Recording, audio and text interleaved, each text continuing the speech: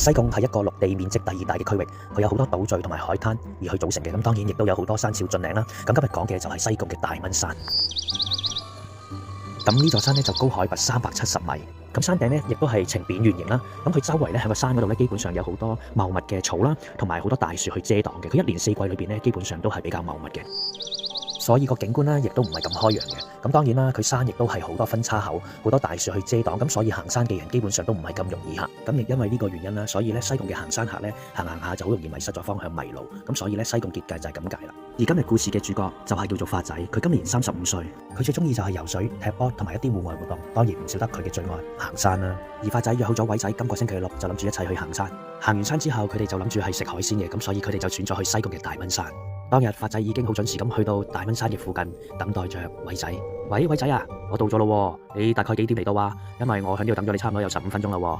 嗱，唔理你，5分鐘仲